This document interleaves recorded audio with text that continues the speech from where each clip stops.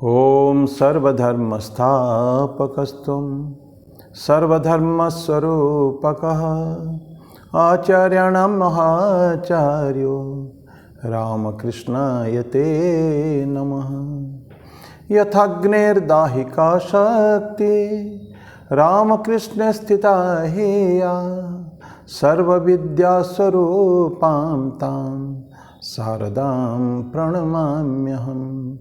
परतत्त्वे सदा लीनो रामकृष्ण समाज्ञया यो धर्मस्थापनरतो वीरेशं तं नमाम्यहम्। वीरेशं तं नमाम्यहम्।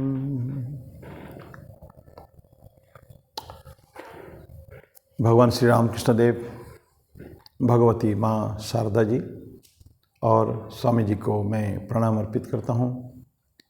मेरे पूज्य गुरुदेव पूजनीय स्वामी भूतेशानंद जी महाराज को मेरा प्रणाम और आप सभी को मेरा प्रणाम। आज अभी तक 12वां अध्याय हम लोगों ने ख़त्म कर दिया है। पिछली बार बड़ा लंबा समय चला तो आज हम लोग 13वां अध्याय शुरू करेंगे। क्षत्रज्ञ विभाग योग। क्षेत्र और क्षत्रज्ञ जो जानने वाला है उस योग को हम लोग आज शुरू करेंगे। पर एक छोटा सा भजन से शुरू करते हैं। बंगाली भजन श्यामा माँ की अमर कालो। ये भजन स्वामी जी ने उनके जीवन के अंतिम दिन में गाया था। सुबह सुबह जब मंदिर से उतर रहे थे, ध्यान करके उतरने के बाद उन्होंने ये गाना गाया था। नीचे उतरते नहीं, मंदिर में ही श्यामा माँ की अमर कालो। कमलाकांत का भजन है ये।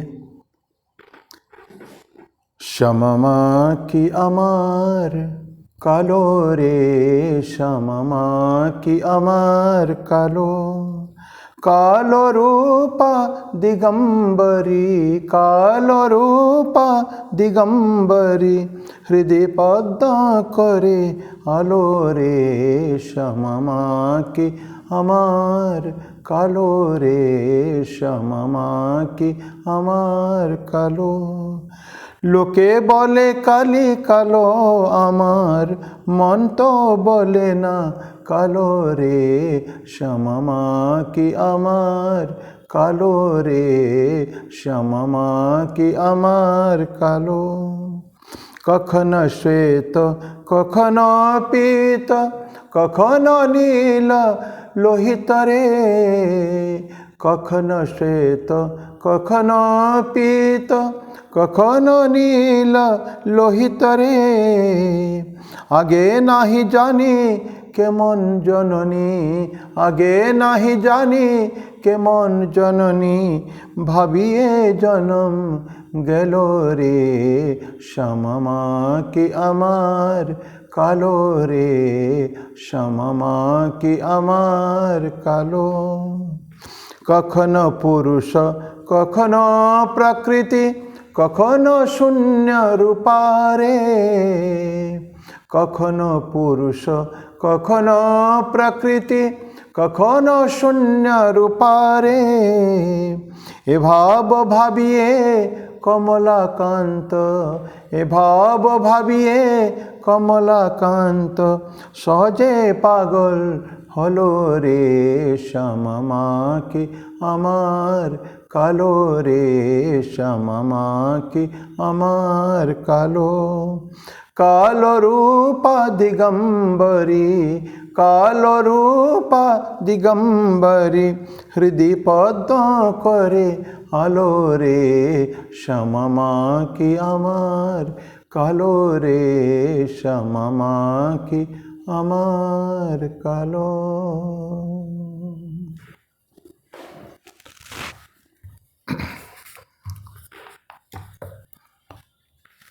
अभी आज शुरू करेंगे क्षत्रज्ञ 13वां अध्याय भगवद गीता का। पहला श्लोक, मैं 2-3 श्लोक पढ़ लेता हूँ खाली। इदं शरीरं कौन्तेय क्षत्रमित्यभिधीयते, एतद्यो वेत्ति तं प्राहुः क्षत्रज्ञ इति तद्विदः। क्षत्रज्ञं चापि मां विद्धि सर्वक्षेत्रशुभार च। क्षत्र क्षत्रज्ञयोर्ज्ञानं यत्तज्ज्ञानं मतं मम तत्क्षेत्रं यच्च यादृक् यद्विकारी यदश्च यत् स च यो यत्प्रभावश्च तत्समासेन मे शृणु। ये पहला 3 श्लोक। तो इदम शरीरम कौन्तेय क्षत्रमिति अभिधीयते। खाली हिंदी में अगर रनिंग ट्रांसलेशन करें, ये शरीर है कौन्तेय, है अर्जुन।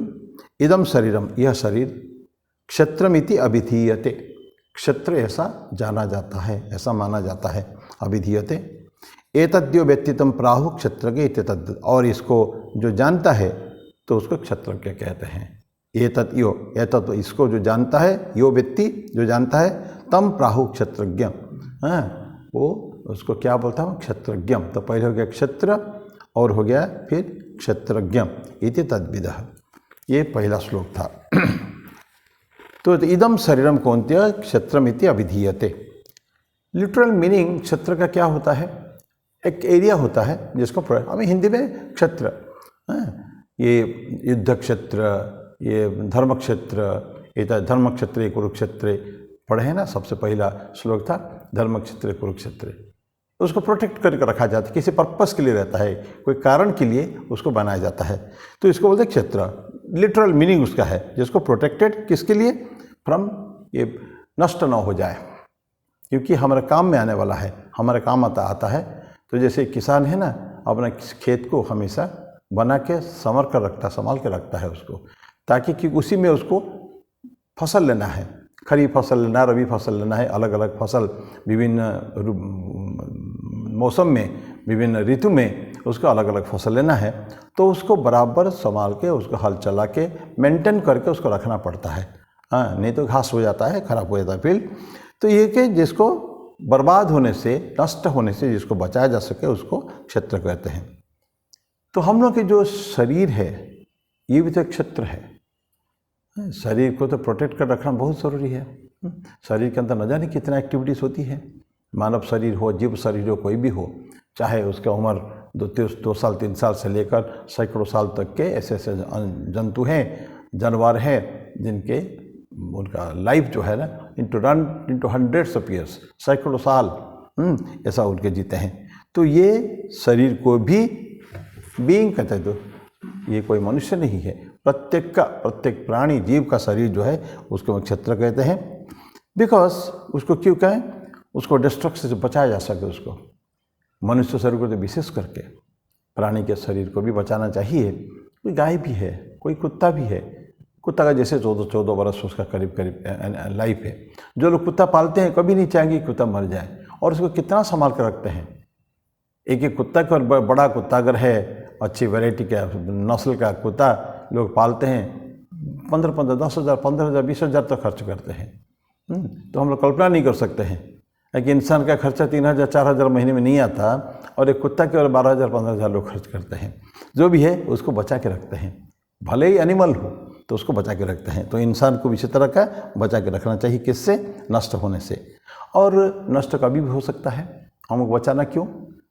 जो जब पहाड़ है, पहाड़ियाँ, उसको कुछ बचाने जाते तो नहीं थे ना हम लोग, तो कि उसको बचाना है नहीं, ऑटोमेटिकली वो नेचर उसको संभालता है। वो प्रकृति के अंदर है, वो कोई जाएगा नहीं उसको संभालने के लिए अलग से। लेकिन हमारा क्षेत्र, हमारे जो चाष की बाड़ी है या कुछ है, उसको बड़ा केयरफुली जतन करके हम लोग उसको रखते हैं उसको। तो ये क्योंकि वो नष्ट हो जाते हैं, इसलिए उसको संभाल के रखने की आवश्यकता है। ये मनुष्य के शरीर को भी कहते हैं। तो ऐसा क्षेत्र का इसका मतलब क्या हो गया? फील्ड एक होता है, एक टोटल एरिया, बड़ा हो एरिया हो, उसको यही कहते हैं। और जितना हम उसको बढ़ाते हैं, उसके शक्ति को बढ़ाते हैं, उतना हमारे लिए वो प्रोडक्टिव, हमको फसल उतना ज़्यादा देता है। फसल तो किसी भी से हो, अगर ज़मीन है, मिट्टी का ज़मीन है तो फसल हमको देगा वो। तो हम उसको बढ़ाना पड़ता है। उसको कैसे? हाल बराबर चलाने का है, खरपतवार नियंत्रण करना है। एक किसान जानता है सभी सोचा क्या क्या करना पड़ता है। वो खेत के जो धान है, धान या मक्का, गेहूँ कुछ भी हो, उसके साथ कुछ ना आए, खरपतवार जो है वो ना आ जाए अननेसेसरीली। पानी कहीं चला न जाए, कहीं अगर दरार हो जाता है पानी निकल भी जाता है। उसके अंदर कीड़े मकोड़े है उसको मारने के लिए भी व्यवस्था, मैंने विभिन्न प्रकार की व्यवस्था एक जो किसान है उसको करना पड़ता है। तो जितना उसको इम्प्रूव, जितना उसको बढ़ाते उसकी उर्वरा शक्ति को जितना फर्टिलाइज़र भी देते हैं, कहीं कहीं फर्टिलाइज़र चलता नहीं है, केमिकल फर्टिलाइज़र रासायनिक के जो पदार्थ नहीं डालते हैं, तो एग्रो बेस्ड प्रोडक्ट डालते हैं, ऑर्गेनिक फार्मिंग, जैविक खेती होती है, जैविक खेती तो ये भी होती है। तो विभिन्न जो जिस तरह का चाहता है, चाहे जैविक चाहे या रासायनिक पद्धति चाहे, उसको क्यों होता है, उसको ज़मीन के उर्वरा शक्ति को बढ़ाने के लिए होता है। ये किसके लिए है, जो ज़मीन है, जो मिट्टी का ज़मीन है, ये उसको बढ़ाने के लिए। लेकिन ध्यान रखें, हम फिर अगेन जो बिल्कुल किसानी वर्ग को कुछ नहीं जानते हैं वो समझ नहीं पाएंगे।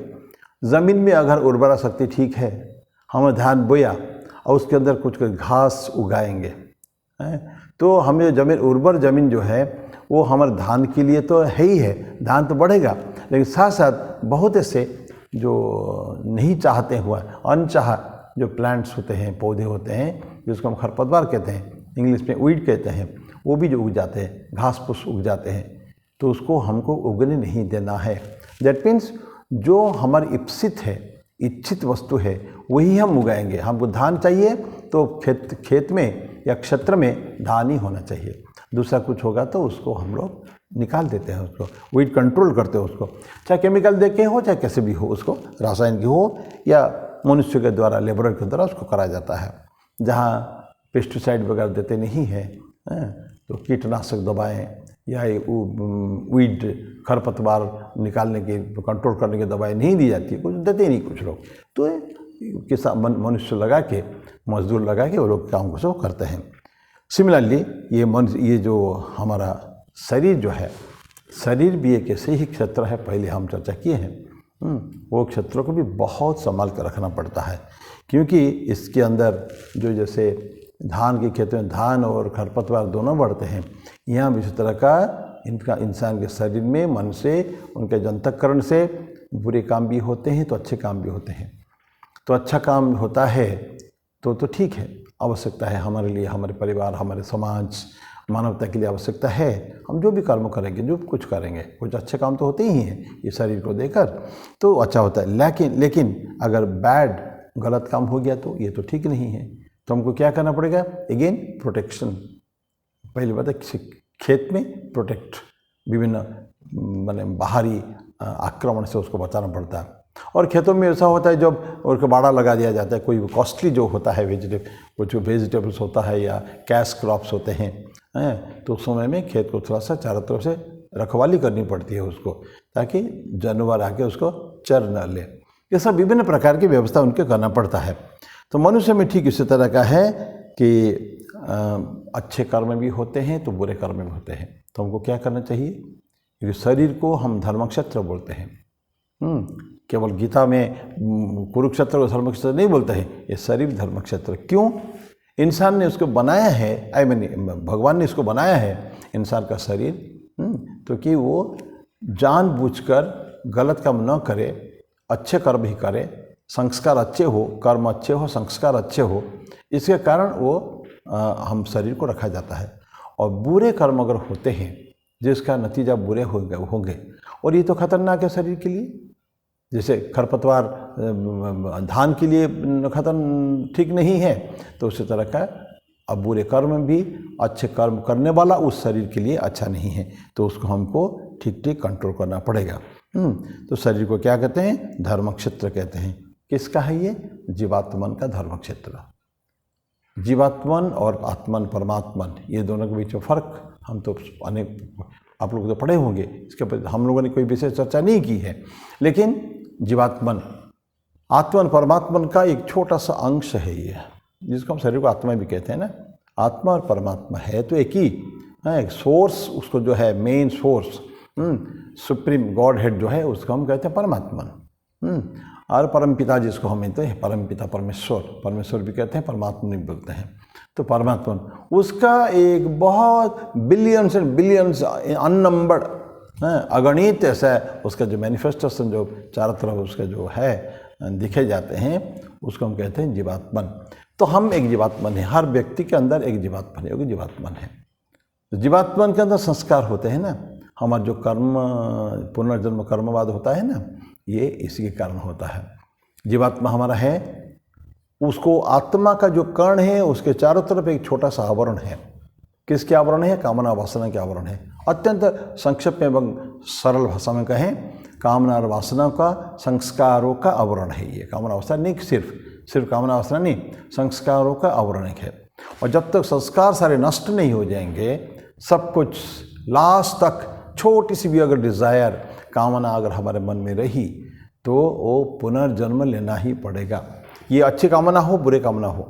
अब अच्छी भी कामना करेंगे ना, मैं अगले में कुछ बहुत बढ़िया काम करूँगा, ये काम करूँगा, मन में कुछ प्लान योजना बनाए हैं, ये संस्कार में आ गया है, योजना बना लिया। तो फिर अगर हम मृत्यु भी हो गई, उसके अगले जन्म में हमको फिर से उसी अनुरूप जो मन में वासनाएं, जो कामनाएं थी, जो संस्कार था, उसी के अनुरूप एक फिर हमको शरीर को मिलेगा। दैट मीन्स जब तक पूर्ण रूपेण कामना वासना एवं संस्कार का जो आवरण है जब तक नष्ट नहीं हो जाता, तब तक जीवात्मा को बारंबार फिर मन में विभिन्न योनियों में उसको कर्म के अनुसार, कर्म के फल के अनुसार उसको जन्म लेना पड़ता है। ये बात पक्का है बिल्कुल। तो ये जीवात्मा का ही धर्म क्षेत्र है। अब ये तो क्षेत्र तो ये हो गया जीवात्मा का।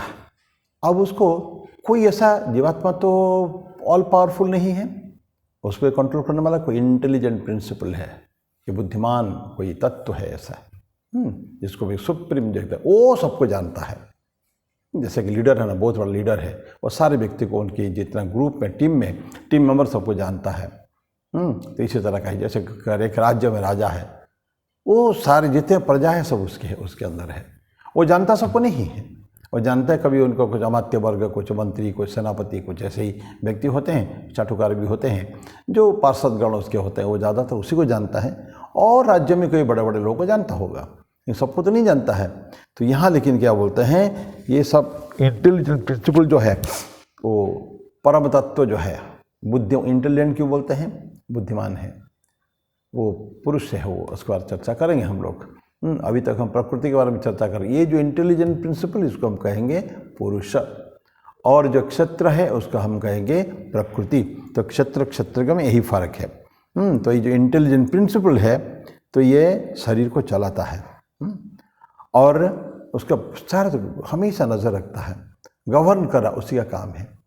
सारे हम कहते हैं ना, हम लोग कठपुतली है, कठपुतली नचाए जा रहे हैं, जो नचाने वाला होता है ना, उसके हाथ में सारे स्ट्रिंग्स, धागा उनके हाथ में है। वो किस धागों को कब खींचेगा नोबडी नोस, कहाँ डायरेक्ट करेगा। तो सारे कहते हैं कि ईश्वर जैसे कि कठपुतली को नचाने वाला है, और सारे जीव जितना है, अनंत जीव जंतु जितना है, ये सारे क्या है? कठपुतलियाँ हैं। उसको खिलाने वाला, उसको डोलाने वाला, उसको सब वो कठपुतली का नचाने वाला होता है। तो ये होता है इंटेलिजेंट प्रिंसिपल है गया। तो इसलिए अब क्या हो गया, वो हो गया क्षेत्रज्ञ ज्ञान। तो वो हो गया क्षेत्रज्ञ और ये हो गया क्षेत्र। तो हम दो शब्द जो है, एक क्षेत्र क्या हुआ, इंसान का शरीर भी है, कोई भी जहाँ कुछ कर्म होते हैं उसको हम कहते हैं क्षेत्र। और क्षेत्र जो इंटेलिजेंट प्रिंसिपल, जो विज्ञान, जो जीवात्माओं के ऊपर बहुत ऊपर है, और वो सारे जीवात्माओं को वो कंट्रोल करता है, आगे हम लोग वर्ष में पढ़ेंगे।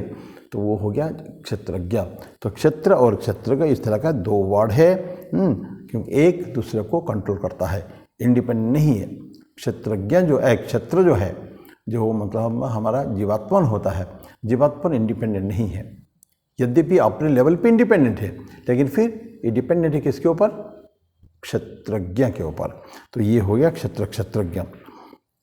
तो ये भगवान श्री रामकृष्ण देव कहते हैं, एक छोटा उदाहरण देते हैं कि ये जो कहानी है ना, शरीर, ये जो मनुष्य का शरीर एक पॉट है, पॉट हो तो एक पात्र है, और पात्र के अंदर गर्म पानी है, और उसके बाद फिर आलू, प्याज, ये सब डाला गया, उसमें परवल इत्यादि डाल दिया गया है। तो धीरे जैसे जैसे हम देखेंगे पानी गर्म होता है जैसे, तो ये सब बॉइलने, उछलने कूदने लगते हैं। ठाकुर बोलते हैं छोटे बच्चा देखो, देख मामा आलू जंप कर रहा है, ये बैंगन नाच रहा है, कूद रहा है उसके अंदर, ऐसा सा हिलते हैं ना वो लोग सब। लेकिन ठाकुर बोलते हैं ये उनका काम है, पानी बहुत गर्म हो जाता है, अब उसको आलू को बहुत गर्म समय में निकाल के उसका हैंडल करना मुश्किल है, हमको थोड़ा देर वेट करना पड़ेगा। तो लेकिन ये जो हिलना, अंदर गर्म हो गए फिर से बॉयल हो जाना, ये किसका काम है? अग्नि का काम है। नीचे अग्नि है और पानी जो है ना बॉयल जो हो रहा है, जैसे अग्नि को हम नीचे उतार देना, थोड़ा आग को या तो सिम कर दें। हम देखें ना, चाय अगर आप बनाते होंगे, चाय कॉफ़ी बनाते होंगे, दूध डाला तो दूध क्या होता है? ऊपर आ जाता है, बिल्कुल ब्रिम तक आ जाता है। इमीडिएटली आप क्या करते हैं? थोड़ा सा सिम कर देते हैं, तो उसे कम कर देते हैं, उसको करते फिर वो पानी बढ़ जाता है। दैट मीन्स ये पानी बॉयल जो हो रहा है, इसका असर कहाँ से आता है? कंट्रोल बाय दैट आग है।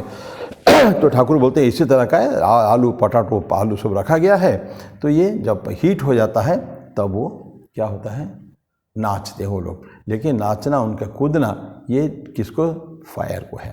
तो हीट, इसलिए तो हीट है, फायर का है। तो ठीक उसी तरह का जैसे शक्ति है ना, ब्राह्मण का जो ब्राह्मण जो है पुरुष है, वो है क्षत्रज्ञ। और क्षत्र कौन हो गया? ये प्रकृति, क्योंकि पुरुष प्रकृति को चलाता है। तो ये शक्ति से चलती है सब कुछ, शक्ति से। ब्राह्मण के पास शक्ति नहीं, ब्राह्मण तो इनर्ट है, निष्क्रिय है, और उसके शक्ति, ठाकुर बोलते हैं ना, ब्रह्म और शक्ति अभेद है, लेकिन जो काम अलग अलग है। ब्रह्म इज साइलेंट, सब कुछ कंट्रोल करता है, लेकिन इट साइलेंट, शक्ति नहीं है। सृष्टि स्थिति प्रलय जो करने वाला, वो शक्ति के काम है। तो ये शक्ति और शिव और शक्ति, ये दोनों ठाकुर इसको यूज़ करते हैं। तो ये सेंसेस, माइंड इन सेंसेस, ये सब क्या है? मन और जो बुद्धि, ये सब क्षेत्र के अंदर आते हैं, और चलाने वाला कोई ईश्वर उसको चलाता है। तो ये ठाकुर का उदाहरण है। हम जो क्षत्र पहला श्लोक जो पढ़ा है, क्षत्र का विभाग योग, तो उसके कारण ये पहला श्लोक चला गया, फर्स्ट वन। अब प्रश्न ये होता है कि अगर क्षेत्र को जान लिया तो बहुत जीव है, अनंत है, तो क्या अलग अलग क्षेत्रज्ञ होते होंगे, अलग अलग क्षेत्र होंगे? अब उसका उत्तर अभी आता है 2 श्लोक में। क्षत्रज्ञम चापि माम विद्धि सर्वक्षेत्रेषु भारत, क्षत्रज्ञयो ज्ञानम यत्त ज्ञानम मतम मम। क्षत्रज्ञम चापि माम विद्धि, मुझे तो मानो अर्जुन क्या? क्षेत्रज्ञ किसमें? सर्वक्षेत्रेषु, जितने क्षेत्र है मैं ही मालिक हूँ सबका, पूरा सृष्टि का मालिक है ना, तो बोलते हैं कि मैं ही मालिक। सर्व क्षेत्रेषु, सारे क्षेत्रों में मुझे क्षेत्रज्ञ मानो। और बोलते क्षत्रज्ञों यो ज्ञानम यत्त ज्ञानम मत मम, इसको जो जानता है, ये जो क्षेत्र के ज्ञान को जानना, ये ठीक ठीक ज्ञान है। यत्त ज्ञानम मत मम, वही ज्ञान ठीक ठीक है, जानना पड़ेगा हमको, चाहे ना चाहे। ये शरीर जरूर काम करता है, इंद्रियों के साथ मिलके काम करते हैं, लेकिन सारे को चलाने वाला, जैसे प्राणवायु उड़ जाता है ना, तो सब समाप्त हो जाता है, ना हाथ चलता, बिल्कुल बॉडी स्थिर हो जाता है, निष्पन्द हो जाता है बिल्कुल ना। तो ठीक उसी तरह का तो चलाने वाला कौन है? प्राणवायु है। तो लेकिन ईश्वर, सब उसको भी कंट्रोल करने वाला ईश्वर है।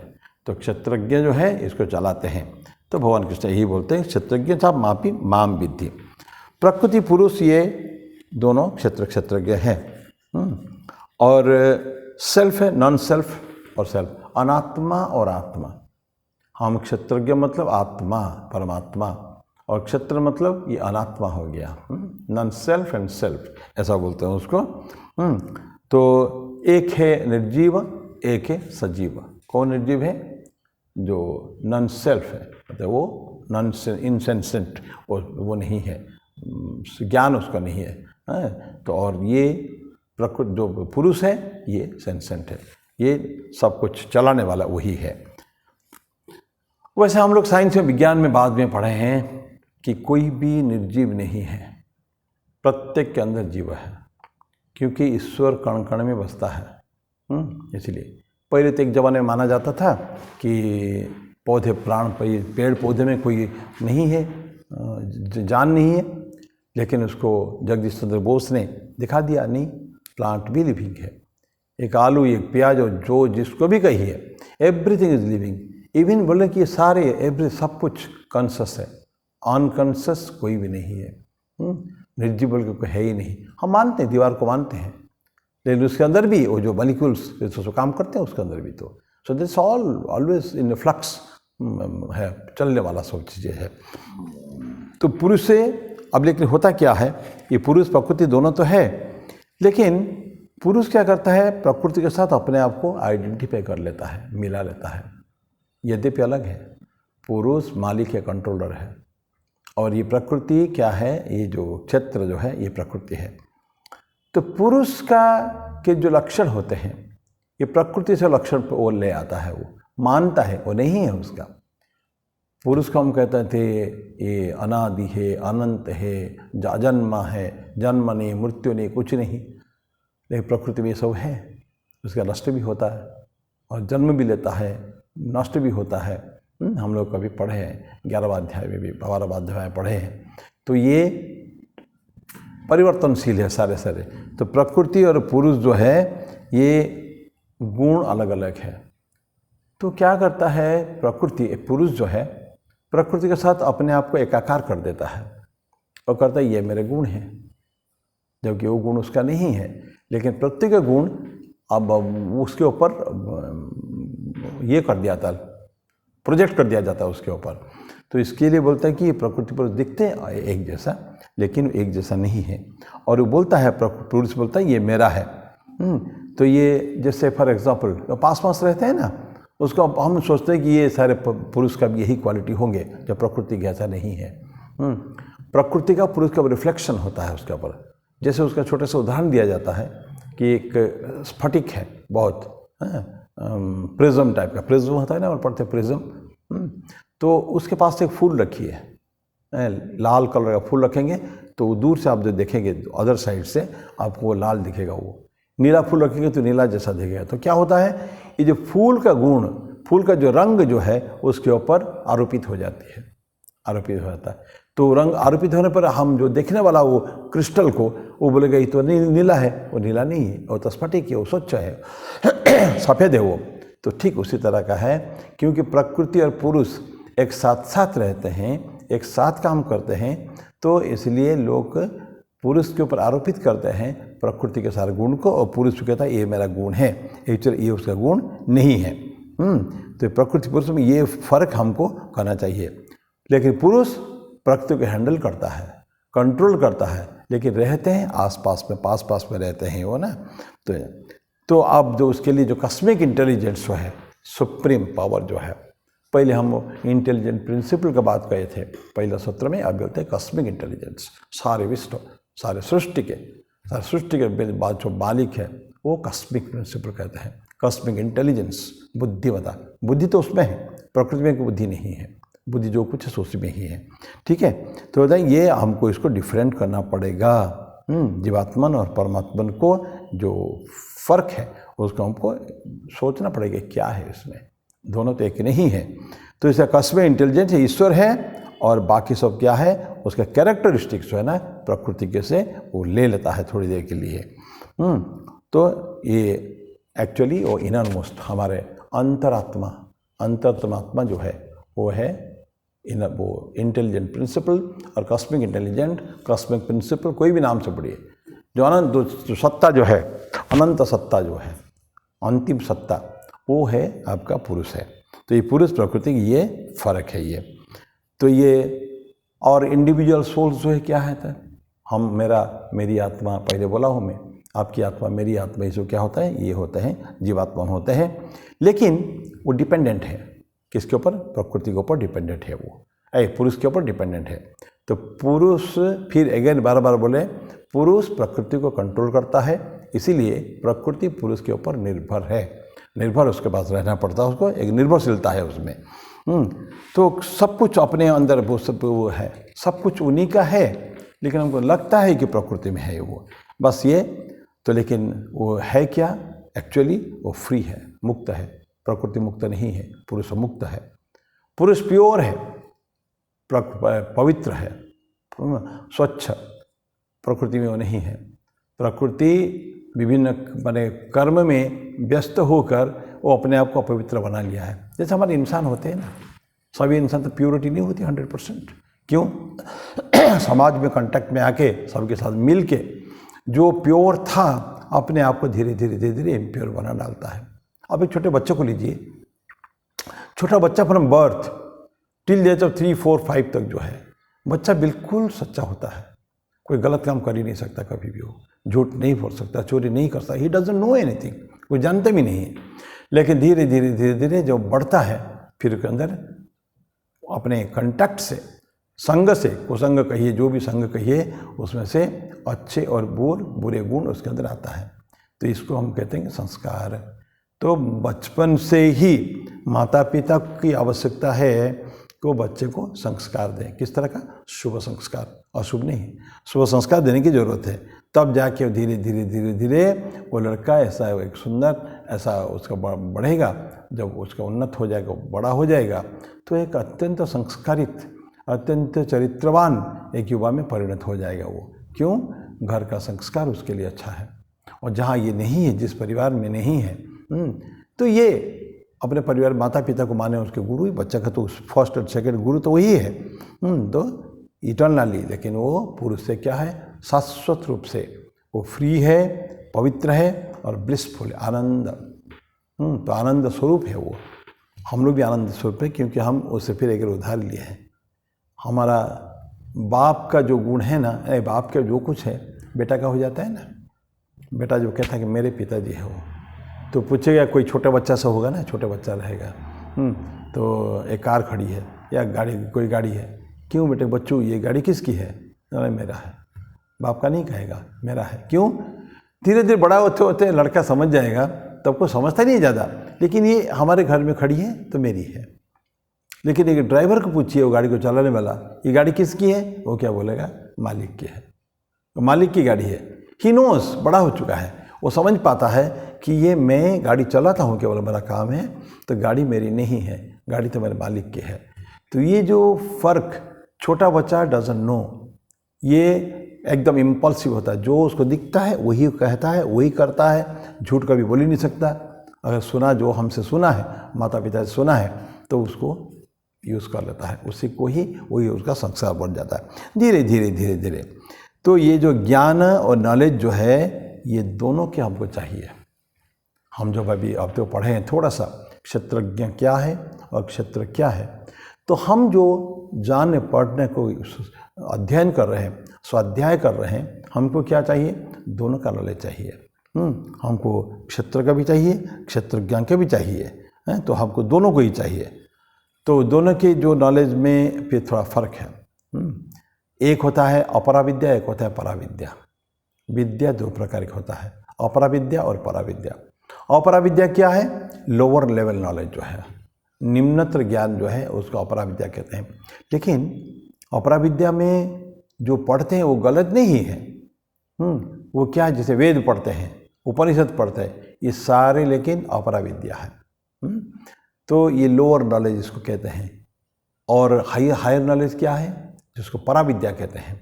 परा विद्या माने जो शोध सीधा भगवान से मिलाता है, ईश्वर को जान लेना, लव रियलाइजिंग गॉड, ईश्वर लाभ जो ठाकुर बोलते थे मनुष्य जन्म का उद्देश्य है, तो ईश्वर लाभ ही है।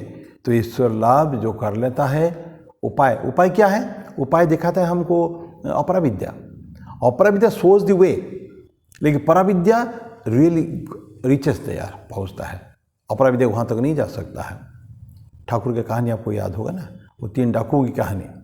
तो तीनों डाकू, उससे 2 डाकू तो बदमाश थे, उस पथिक को उन्होंने लूटा, सब ये ले गया, बांध दिया। तो लेकिन सत्वगुण, ये जो तीसरा जो था डाकू, वो था, पहला 2 डाकू थे, तमोगुण और रजोगुण, ये ठाकुर की कहानी है। और तीसरा जो है, जो अत्यंत दयालु था, वो दोनों जाने के बाद वापिस आता है, आगे उसको बोलता है, चलो मैं तुमको कष्ट दिया, तुमको मैं छोड़ देता हूँ, चलो तुम्हारे गांव भी दिखा देता हूँ, रास्ता जंगल से बाहर रास्ता दिखाता हूँ। तो जाता है वो। तो ये आदमी बड़ा खुश होता है, चलो ठीक है, मेरे को बचा तो लिया उन्होंने, जंगल से बाहर तो निकाले, मैं तो बांध के चले गए थे। तो बोलते हैं कि धन्यवाद आपका, लेकिन आप मेरे साथ आइए, खूब आनंद होगा हमको घर में। बोले नहीं, मैं भी एक डाकू हूँ। तो मैं क्या है? सत्व ज्ञान गुण, राजगुण, तमोगुण तीनों है, डॉक्टर है, या डकैत है, वो डकैत है, वो दोनों है। तो सबको ये हो गया क्या है? डकैत है, तो हमको तीनों को क्रॉस करके जाना पड़ेगा उधर। पराविद्या अपराविद्या। तो अपराविद्या वही होता है, द लोअर नॉलेज जो है, निम्नतर ज्ञान, वो हमको it points the way, this is the परमात्मा, दिस इज द वे। सो रास्ता हमको दिखा दिया। ये वेद उपनिषद सारे हमको सिर्फ ईश्वर जाने को रास्ता दिखाते हैं। लेकिन ईश्वर तो पहुँच जाएगा हमारे साधन के कारण होगा। जब पहुँच जाएंगे वो विद्या हुआ पराविद्या।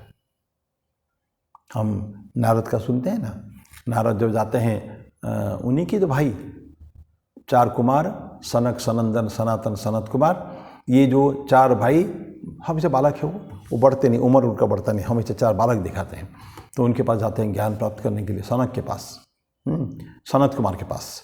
तो सनत कुमार उसको बोलते हैं, आप नारद को क्या जानते हो? ये सारे बता दिया, वेद उपनिषद, इतिहास, पुराण, व्याकरण, ये सब जितना हो सकता है, नाटक, कला, संगीत, सारे शास्त्र तो नारद को पता था। तो सनत कुमार बोलते हैं ये तो सारे अपराविद्या है। तो पराविद्या मतलब ईश्वर को जानना।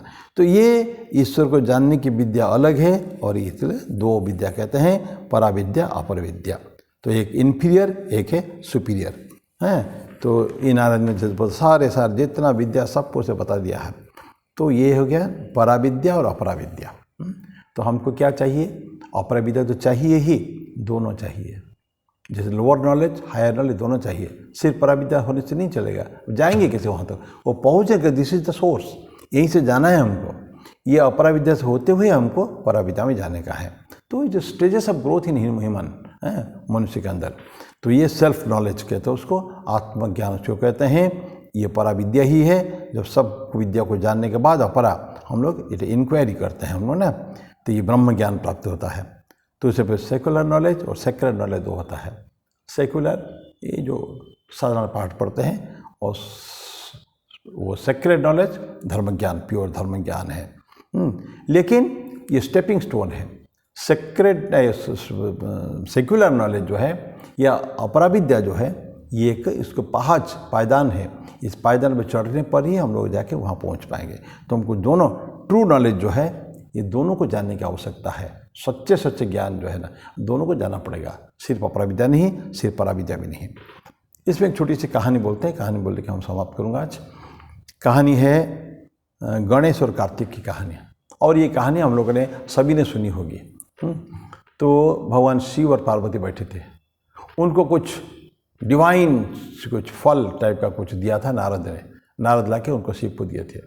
कहानी का पाठांतर और दूसरा भी है, कुछ माला मिलेगा आपको।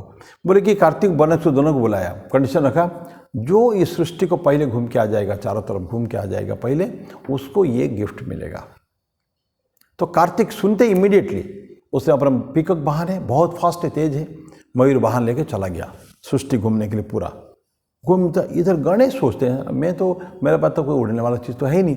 पर ये सोचा, इन्हें क्या बोला भगवान शिव ने कि सृष्टि को जो चारों तरफ घूम के आ जाएगा पूरा, तो अपने समझ लिया मेरे माता पिता ही तो सब कुछ है, सोर्स तो यही है, तो मैं उन्हीं के चारों तरफ घूम लेता हूँ। उसने उसका चूहा को बुलाया, चूहा का वाहन उसका मूषक वाहन, तो उस पर घूम के टुक टुक टुक टुक करके थोड़ी देर में वो आके वापस जहाँ से निकला तो वापस पहुँच गया, और पिताजी को, माताजी को, पार्वती को प्रणाम किया। तो उसको वो रख दिया, वो मिल गया, उसको मिल जाएगा।